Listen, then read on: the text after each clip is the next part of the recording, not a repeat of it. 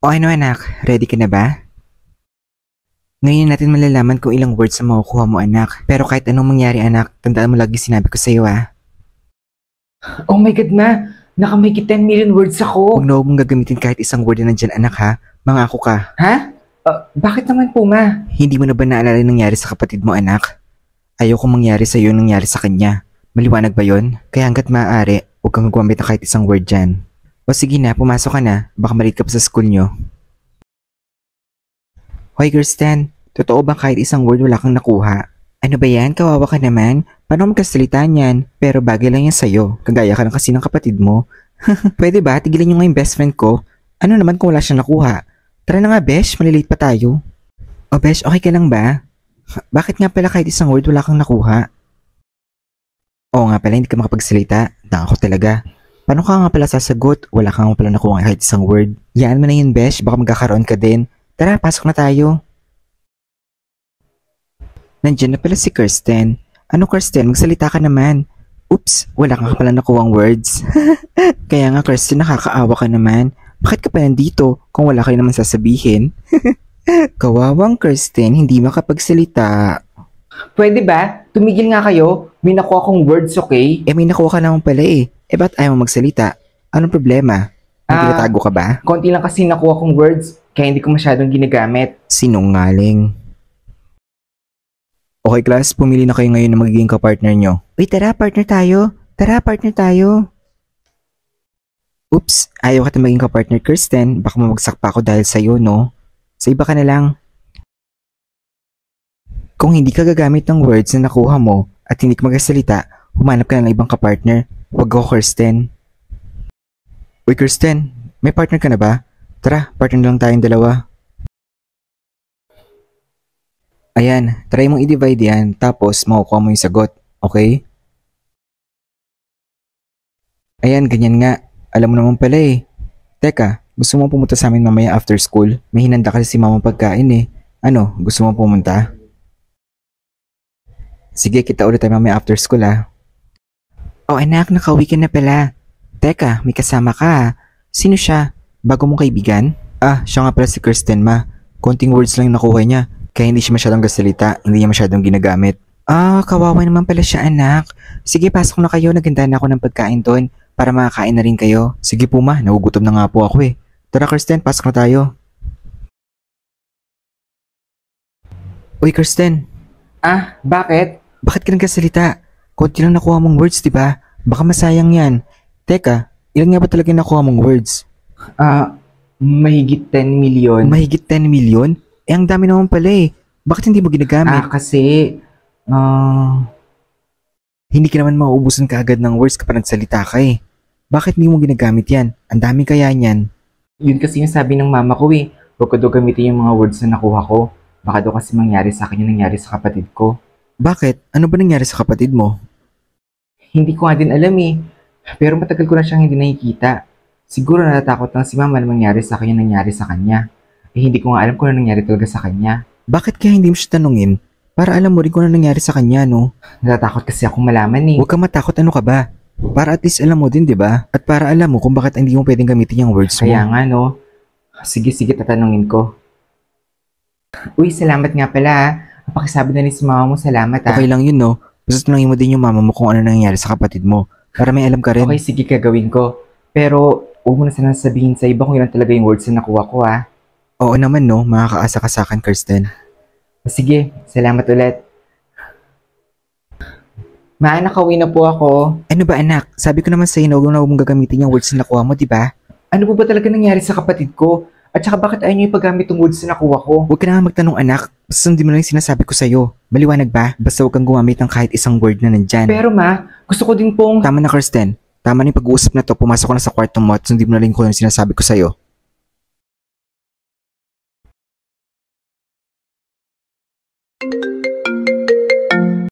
Hello? O ano Kirsten? Tanong mo na ba yung mama mo? Oo, pero hindi ko maintindihan kung bakit ayaw sabihin sa akin ni mama yung dahilan. At ayaw niya rin sabihin kung ano nangyari talaga sa kapatid ko. Deserve mo naman malaman yung totoo, di ba? Ba't ayaw niya sabihin? Kaya nga eh. Bakit hindi natin tanongin yung tita ko? Chismosa yun at marami siyang alam sa mga taong hindi pwedeng gamitin yung mga words nila. Gusto mo puntahan natin siya? Para kahit papano, may alam ka din sa nangyayari. Eh paano pag nalaman ni mama yung gagawin natin? Wala naman siya magagawa eh. Ano, gusto mo ba? Okay, sige, sige. Nandito na tayo, Kirsten. Sigurado ko matutulungan niya tayo. Try lang naman natin eh. Wala namang mawawala eh. Ah, tita, siya nga pala yung sinasabi ko sa'yo. Ah, siya ba yun, Mark? Ah, hello, Iha. Ano nga pala ang apelido mo? Ah, De Vera po. Kirsten, sandali lang ah. May bibilan lang ako sandali. Balita ko, Iha, hindi pinapagamit ang mga may nakuha mong words at gusto mong malaman kung bakit. Opo, sana eh. Hi, bunso kong kapatid. Kumusta ka? Namiss mo ba ako? Ano, Kirsten? Namiss mo ba yung ate mo? Para ka naman nakakita ng multo. Teka, paano? Shh! Hindi ka pwede magsalita. Doon tayo mag-usap sa walang nakakita at nakakarinig sa atin. Baka mahanap nila tayo dito at mapahangak pa tayong dalawa. Tara! Hindi ka na dapat pumunta dito, Kirsten. Baka may makita sa'yo at saktan ka nila. Bakit kasi pumunta ka pa dito? Pero gusto ko malaman kung bakit hindi ko pwedeng gamitin yung mga words na nakuha ko. Alam ba ni mama na nandito ka? Nagpaalam ka ba sa kanya na pupunta ka dito? Hindi niya alam. Alam ko na nandito ka, anak. Pero sabi ko naman sa'yo, di ba? Huwag mo nang alamin kung bakit hindi mo pwedeng gamitin yung words mo. Bakit ba ang kulit-kulit mo? Pero may karapatan din po akong malaman, ma. Okay, kung yun talaga ang gusto mo, sasabihin ko na sa'yo.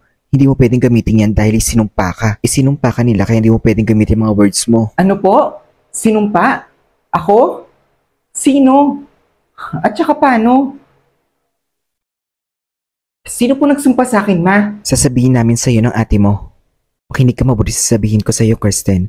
Matagal na nangyari to. Nagkaroon kami ng relasyon ng kaibigan mo na kasama mo ngayon na pumunta dito. At napag-alaman namin ni mama na napag-alaman namin ng ate mo na ang papa niya ang isa sa mga in-charge magbibigay ng word sa mga tao. At may hindi magandang ginawa ang ate mo sa kanya. Niloko niya yung lalaking kasama mo ngayon. At nung nalaman ng papa niya na niloko yung anak niya, sinumpa ka niya na bibigyan kanya ng madaming words. At kapag naubos ang words mo, hindi ka lang magiging pipe. Mamamatay ka rin pagkatapos nun. At wala kami nagawa ni mama sa nangyari. Pero huwag ka mag-alala, anak. Ginagawa na ng kapatid mo ang lahat para mawala yung sumpa nila sa'yo. Kaya nagpakalayo siya sa atin para hindi nila malaman na kasama ka niya at hindi ka mapahama. Kaya ngayon, Kirsten, hindi mo na tayo pwedeng magkita. At huwag ka magpapakita sa papa ng kaibigan mo, kundi papatayin ka niya. At mag-iingat ka sa kanya. Delikado siyang tao. Sige na, umalis ka na dito. Oh, Kirsten, nalaman mo na ba kung bakit hindi mo pwedeng gamitin yung mga words mo? Ah, ganun ba? So wala pa rin pala nangyari sa ginawa natin, no? Teka sandali. May problema ka ba? O ano anak, papasok ka na ba sa school nyo? Basta alalahanin mo yung sinabi ko sa'yo ha. Huwag na huwag mong gagamitin yung words na nakuha mo. Maliwanag ba anak? O sige na, pumasok ka na. Magkita na lang tayo pag uwi mo ha. O ano Kirsten, wala ka pa rin bang nakuhang words? Kawawa ka naman. Oo nga Kirsten, nagkwento ka naman. Ay, sorry. Hindi ka pala nakakapagsalita. Oh, Kirsten, nandito ka lang pala. Kumusta ka? Okay ka lang ba? Pwede ba tayo mag-usap kahit sandali lang? Ha? Oh, teka. Bakit mo ba ako iniiwasan, Kirsten? May problema ka ba? Kinakausap pa kita sandali. Hindi mo magugustuhan maging kaaway ako, Kirsten. Tandaan mo yan. Kirsten. Hoy, Kirsten. Kirsten. Ano ba? May nagawa ba ako sa'yo? Ha? Ba't di mo ko pinapansin? Pagsisisihan mo na hindi mo ko pinapansin, Kirsten. Tandaan mo yan. Okay, Kirsten and Mark. Kayo na ng dalawa ang walang partner. So, ibig sabihin yan, kayong dalawa magiging partner sa magiging project natin, okay? Oh, ano yun, Kirsten? Sa ayaw at sa gusto mo, Kirsten, kayong dalawa ni Mark ang magiging magpartner. Paano ba yan, Kirsten? Dalawa tayong magpartner sa project natin. Ano bang ginawa ko sa'yo, ha? Para tutuwing mo ko ng ganito. Tinulungan naman ka tayong pakilala sa tita ko, ha? Para malaman mo kung ba't hindi mo pwedeng gamitin yung words mo. Porket wala ba nangyari kaya hindi mo ko pinapansin? Pwede ba? Tigilan mo nga ako. Alam ko nang sinumpa ako ng papa mo. Ha? Anong ibig mo sabihin? Paano mo nalaman yan? Ha? Nakauwi na po ako. Gawin mo na lang anak kung anong gusto niyang ipagawa niya sa'yo. Hi, Kirsten. Sabi ko naman sa'yo, di ba? Pagsisisihan mo ang pagtrato mo sa akin kanina. Ano ginagawa mo dito? Sabi ko naman sa'yo, di ba? Masama ako maging kaaway. Halika, sumunod ka sa akin, bilis. Teka, saan mo ko dadalhin? Di ba sabi ng mama mo sumunod ka sa akin? Tara na, bilisan mo. Kristen, Ba't ka nandito? Ate? Sorry sa nagawa ko sa'yo, Kirsten. Sorry sa nangyari.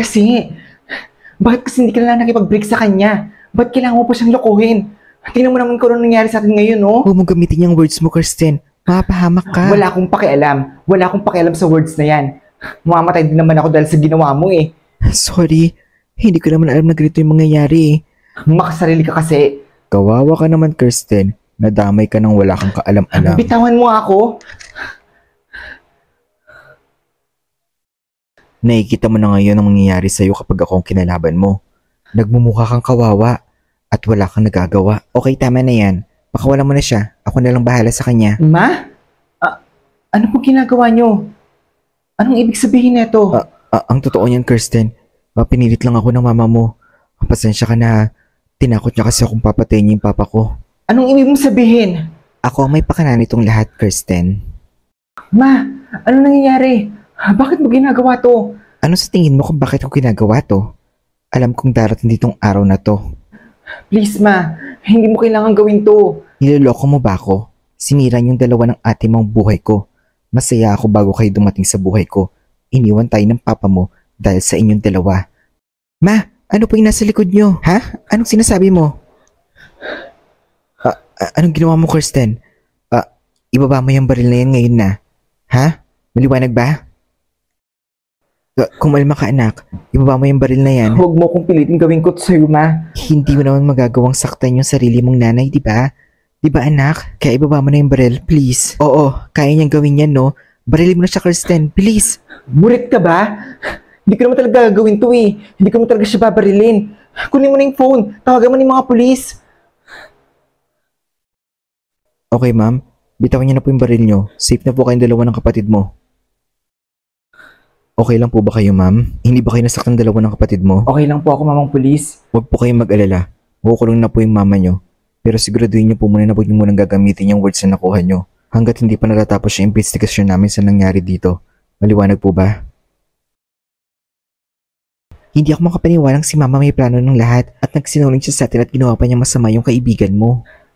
Kaya nga ate, pinaniwalaan at pinagkatiwalaan ko pa naman siya sa lahat ng bagay. Sandali lang ha. Hello? Hello, Kirsten, anak. Kumusta ka? Ako to, papa mo. Pa? Alam ko matagal-tagal na din yung huling usap ating dalawa, anak. Pero kailangan ko ng tulong mo. Pwede ba tayo magkita? Paano ko naman po malalaman na mapagkakatiwalaan kayo? Dahil ako to, anak. Ako to, papa mo. Hindi porket tatay kita, nagtitiwala na agad ako sa inyo. Iniwan niyo nga po kami nung mga bata pa kami. Tsaka hulikta na kita nung 5 years old pa ako, no? Please, anak, maniwala ka sa akin. Nagbago na ako. Hindi na ako tulad ng dati. Baka kagaya rin po kayo ni mama. Basta magkita tayong dalawa. Text ko sa yung address kung saan tayo magkikita. Hihintayin kita, anak. Sino naman yung tumawag sa'yo? Si Papa yung tumawag ate. Gusto niyo makapagkita sa atin. Seryoso ka ba sa sinasabi mo? Hindi tayo pwede makapagkita sa kanya. Huwag na tayo magkitiwala kahit kanino. Nakalimutan ba yung nangyari sa ating dalawa? Bakit naman ate? Itatay pa rin naman natin siya. Alam ko, pero delikado yung iniisip mo, Kirsten. Hindi ka ba nagtataka? I mean, alam ko kahit konti gusto mo makapagkita sa kanya. Tsaka tagal natin siyang hindi nakikita eh. Simula pa nung bata pa tayo. Yun na nga yun eh, matagal natin siyang hindi nakikita. Kaya huwag mo na tayo magtiwala sa kanya. Paano ko alam yung dahilan kung ba't nagawa yun ni mama? At saka paano kung alam yung paraan para mawala tong word system na to? Hindi mo ba naalala na iniwan niya tayo at sumama dun sa mga kainuman niya sa babae niya? May ikipagkita pa rin ako sa kanya sa ayaw at sa gusto mo. Papayagan ba kita makipagkita sa kanya na mag-isa? Tara, sasama ako. Okay, sige. Makipagkita tayong dalawa sa kanya. Mukhang hindi pa talaga siya nagbabago, ate. Sabi ko naman sa'yo eh. Tara na. Teka, Kirsten. Ano nangyari sa words mo? Kailangan natin makaalis dito agad, ate. Malapit lang siya. Baka mabutan niya tayong dalawa. Kirsten, ano ba? Ano? Naman ta? Tingnan mo kung ano nangyari sa words mo. Bigla na lang kumonte. Oh my God! Ano nangyari? Kailangan natin puntahan ngayon yung kaibigan mo. Baka matulungan tayo ng papa niya. At ayusin ko ano nangyari sa words mo na yan. Tara na, bilisan na natin. Okay, sige. Tara. Yan pa yung babaeng hindi nagsasalita dahil konti lang nakuha niyang words. Oo, siya nga. Kawawa naman siya, no? Kawawang bata. Huwag mo na lang silang pansinin, Kirsten. Hindi naman nila alam kung ano nangyayari. Tara na, bilisan na natin. Okay, class. Bukas ang exam nyo, kaya... excuse me po, sir. Pwede po namin makausap yung classmate ng kapatid ko? Mark po yung pangalan. Importante lang po eh. Gaano ba yung importante, Iha? Emergency po talaga, sir eh. Pero po kayo mag-alala. Bibilisan lang po namin. Okay, sige. Basta bilisan nyo lang Mark, may naghahanap sa'yo. Sorry talaga sa nangyari, Kirsten Hindi ko naman talaga sinasadya ginawa ko sa inyong dalawa ng kapatid mo eh. Teka. Ano nangyari sa words mo? Kaya nga kami nandito dalawa ni Kirsten eh. Pagkatapos namin makapagkita sa papa namin, bigla na lang naging ganyan yung words niya. Bigla na lang kumonte. Talaga ba? Ano nangyari? Totoo ba yun, Kirsten? Totoo ba yung sinasabi ng ate mo na bigla na talaga kumonte yung words mo? Sige. Tinan ko kung ano magagawa ng papa ko tungkol sa nangyari sa words mo. Salamat talaga, Mark, ha?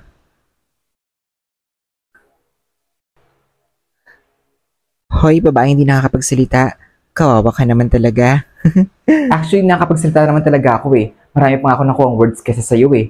Ayaw ko lang sayangin, lalo na sa katulad mo, no? Nice one, Kirsten. Thank you, Mark.